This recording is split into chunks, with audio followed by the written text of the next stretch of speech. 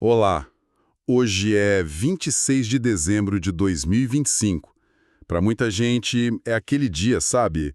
De ressaca do Natal, Sim, total. de rever as fotos da ceia, mandar mensagem para o pessoal que está longe. E quase tudo isso, claro, acontece na palma da nossa mão, pelo celular. Uhum. Mas você já parou para pensar na jornada assim absurda que tornou essa conexão tão onipresente? Essa tecnologia que a gente carrega no bolso e que, nossa, mudou as regras do jogo, de onde ela veio. Pois é, a gente tem essa sensação de que sempre foi assim, né? Parece que nasceu pronto. Mas a verdade é que essa tecnologia é resultado de décadas de uma evolução assim alucinante, com saltos gigantescos num tempo muito curto. É uma história em tanto. E é exatamente essa história que a gente vai desvendar hoje. A gente recebeu um material super completo que detalha a trajetória dos dados móveis e a nossa missão aqui é extrair o que há de mais importante. Certo. Vamos começar lá atrás com a internet como um experimento militar, passar pela chegada de cada G no Brasil, do tijolão do 1G até o 5G de hoje, e chegar na corrida que já está rolando pela próxima fronteira, que é o 6G. Uma jornada longa. Longa. E o objetivo é entender não só a tecnologia, mas o impacto social dela e principalmente os desafios do Brasil para garantir que essa revolução digital não deixe ninguém para trás. Ok, vamos mergulhar nisso. Para começar, a gente precisa voltar bastante no tempo, lá para as décadas de 60, 70. Bem lá atrás. Muito. A internet, ela não nasceu para a gente ver vídeo de gatinho ou postar foto de comida. A origem dela foi bem diferente. Nem perto disso. Era um sistema experimental para trocar mensagens entre militares e universidades nos Estados Unidos. Mas o que eu achei mais legal na análise é uma definição que vai além da técnica. Diz que a história da internet é, no fundo, a história da busca humana por conexão. Uma busca que demorou um bocado para chegar de forma organizada por aqui, né?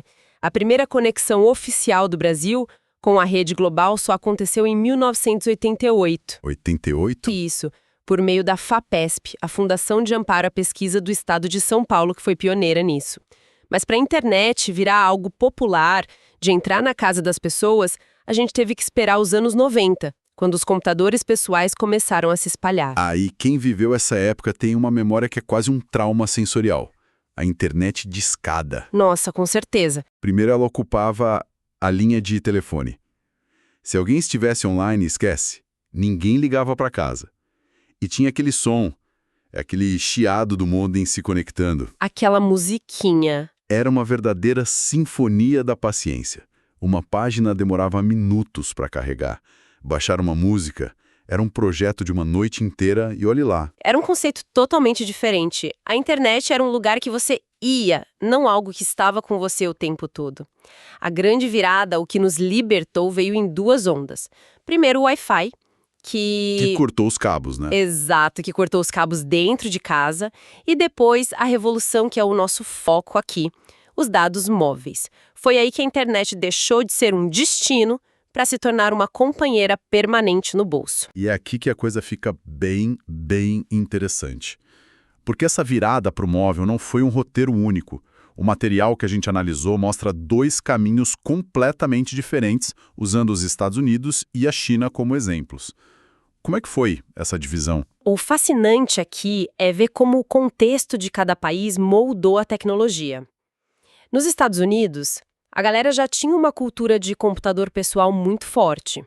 A internet já era parte da vida, mas ficava presa na mesa do escritório ou de casa. Certo. Para eles, os dados móveis foram uma extensão da vida digital. De repente, dava para checar e-mail na rua, usar o mapa para não se perder. Foi um ganho de autonomia, de liberdade. Entendi. Então, para o americano foi como pegar o carro que ele já tinha na garagem e finalmente poder dirigir em qualquer estrada do país. Exatamente essa a analogia. Perfeita. Já na China, o cenário foi outro, completamente diferente. Como assim? Com o investimento estatal gigantesco em infraestrutura e o crescimento de empresas como a Huawei e a ZTE, o resultado foi que milhões de chineses entraram na internet pela primeira vez direto pelo celular. Eles pularam a etapa do computador em casa. Uau! Para eles, o celular não foi uma extensão, foi a porta de entrada. Foi como receber a chave de um carro pela primeira vez, sem nunca ter tido uma garagem antes. Isso é maluco de pensar. E essa diferença na origem, um como extensão e o outro como porta de entrada, a gente ainda vê os reflexos disso hoje na forma como os aplicativos e o ecossistema digital de cada país funcionam. Com certeza, o ecossistema chinês nasceu mobile first, né? Super aplicativos como o WeChat, que integram mensagens, pagamentos, serviços, tudo num lugar só, são reflexo direto disso. A vida digital deles foi concebida para a tela pequena desde o início. Faz todo sentido. Nos Estados Unidos, a transição foi mais gradual, com muitos serviços nascendo no desktop e depois sendo adaptados para o mobile. São duas filosofias que nasceram de duas realidades, assim, bem distintas. Fascinante. E o Brasil nessa história? Como foi a nossa saga? Vamos passar por essa evolução, geração por geração, para a gente entender como chegamos até aqui. Vamos lá. A primeira geração, o 1G, era coisa de elite. Uma tecnologia caríssima, super restrita. Eram os famosos tijolões. Ah, os tijolões. Aparelhos enormes, pesados, com bateria que não durava nada e que só serviam para uma coisa: fazer ligação de voz. A cobertura mal passava das capitais, era um símbolo de status, coisa de executivo e político. A imagem clássica do empresário dos anos 90 gritando no celular dentro do carro. Essa mesma. A virada pro povão começou mesmo com o 2G, já nos anos 90. Foi a transição para o digital. E com ela veio uma novidade que mudou tudo: o SMS. Ah, o SMS? Foi quando o Brasil aprendeu a se comunicar por texto no celular. Eu lembro da loucura que era digitar usando o teclado numérico, apertando o 7 4 vezes para fazer a letra S. Virou uma arte, a gente desenvolveu uma linguagem de abreviações para caber nos 160 caracteres. Exato. E o 2G também trouxe os primeiros pacotinhos de dados, mas era uma conexão, assim, sofrível, cara e lenta. Dava para ver, sei lá, a cotação do dólar e só. Mas o embrião da internet móvel estava ali. Ok, então com o 3G a gente já tinha o e-mail e as redes sociais na mão. Parecia o suficiente. O que o 4G trouxe que foi tão revolucionário a ponto de mudar tudo de novo? Ele chegou por aqui entre 2013 e 2014, né? Sim, e a grande questão do 4G foi a consistência. Ele finalmente entregou a velocidade que o 3G prometia, mas não cumpriu. Com o 4G, os vídeos passaram a carregar sem travar. E isso não foi só um luxo, foi uma mudança de paradigma. Abriu as portas para um universo de novas aplicações que precisavam de uma conexão estável. E que aplicações foram essas? Pense na economia que surgiu a partir daí.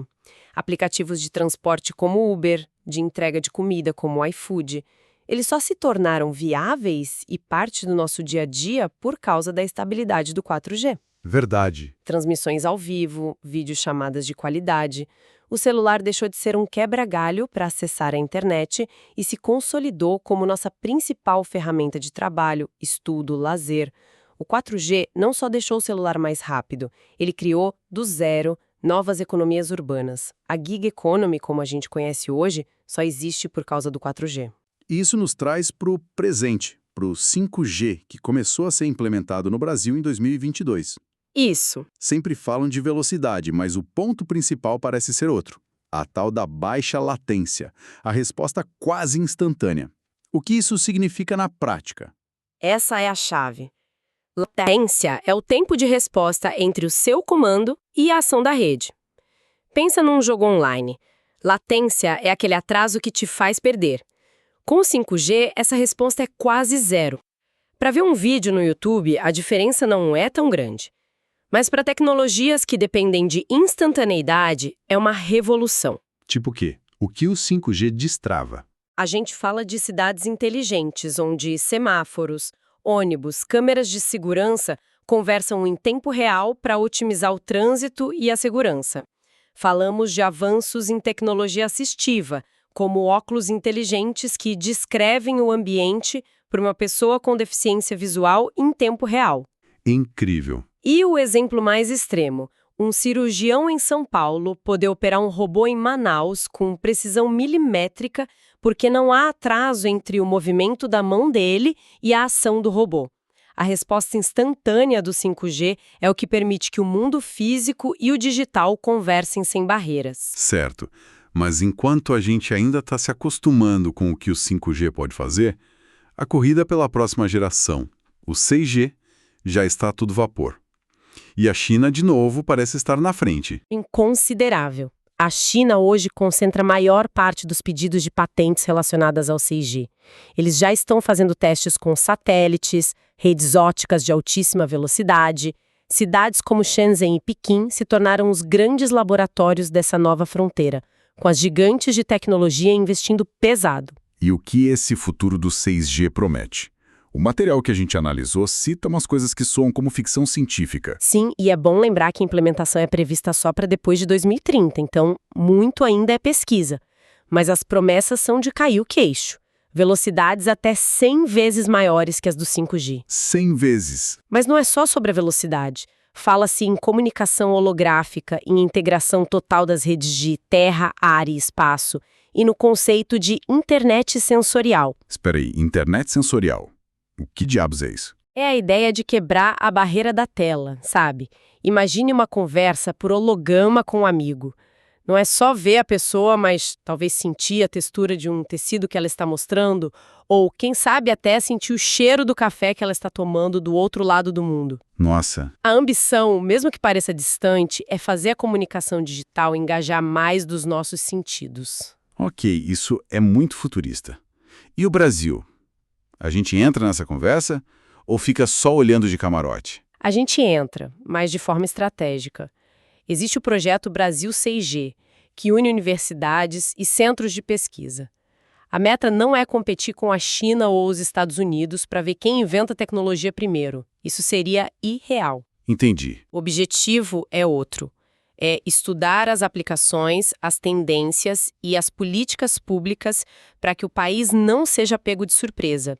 É se preparar para ser um adotante inteligente e rápido da tecnologia, usando o 6G para fortalecer setores onde a gente já é forte, como o agronegócio, a indústria e a defesa. Entendi. É menos sobre construir o carro de corrida e mais sobre aprender a pilotá-lo melhor que os outros quando ele chegar. Perfeita analogia. É exatamente isso. Então, o que isso tudo significa? A gente está aqui falando de holograma, de internet sensorial, mas o material faz um contraponto muito importante, que nos puxa de volta para a realidade do nosso país. A grande urgência do Brasil hoje talvez não seja o 6G, mas garantir que todo mundo tenha acesso ao 4G, ao 5G. E isso levanta a questão central, que é o grande paradoxo da tecnologia no Brasil. Discutimos o futuro da conectividade, mas ainda vivemos um presente de profunda desigualdade digital. Os dados do IBGE de 2024 que estão no material são um soco no estômago. São fortes, né? Muito. Na região Nordeste, por exemplo, só 70% dos lares têm acesso à banda larga móvel. No Sudeste, esse número é de 91%. É um abismo que espelha as desigualdades históricas do país. É um problema gigantesco. E como se começa a resolver isso? Quais são as grandes frentes de ataque? É mais sobre construir a infraestrutura, levar os canos da internet, ou é sobre dar acesso direto às pessoas, tipo a água? São as duas coisas, e as políticas públicas tentam atacar por todos os lados. De um lado, você tem os projetos de infraestrutura de levar os canos. O maior deles é a Estratégia Nacional de Escolas Conectadas. Certo. É um investimento pesado, de 6,5 bilhões de reais, para levar a internet de alta velocidade para dentro de quase 140 mil escolas públicas. A ideia é que a escola vire um polo de conectividade para a comunidade. E do outro lado, o de dar acesso direto. Aí entram as ações mais cirúrgicas. Por exemplo, o programa Internet Brasil, que basicamente coloca um chip com dados na mão do aluno da rede pública. Já foram quase 160 mil chips distribuídos. Tem também o Wi-Fi Brasil, que usa satélites para criar pontos de internet gratuita em locais remotos, principalmente escolas e postos de saúde.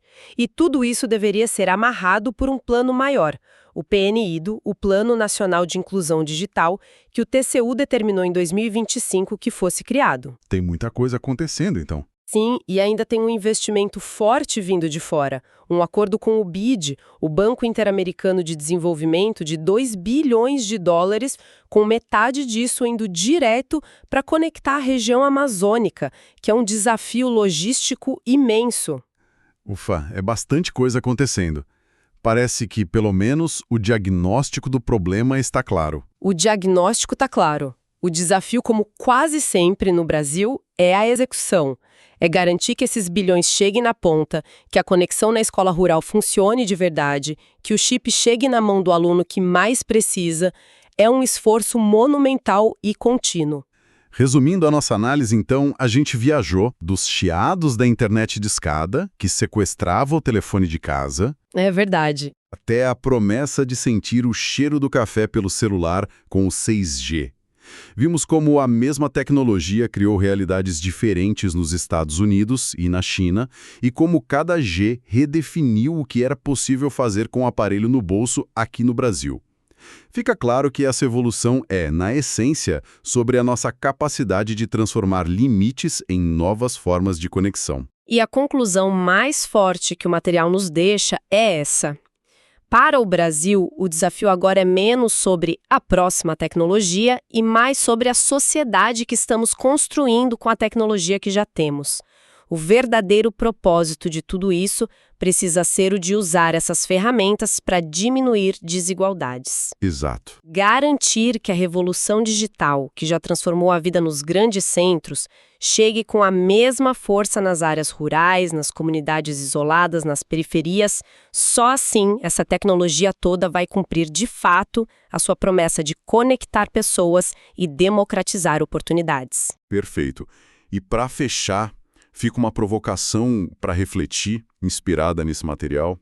A gente falou sobre o conceito de uma internet sensorial no 6G. Deixando a parte técnica de lado por um momento, o que pode significar para o nosso dia a dia, para as nossas relações, quando as experiências digitais começarem a incorporar o tato, ou quem sabe o olfato, que novas portas isso abre e que novas armadilhas talvez isso pode criar para a experiência humana?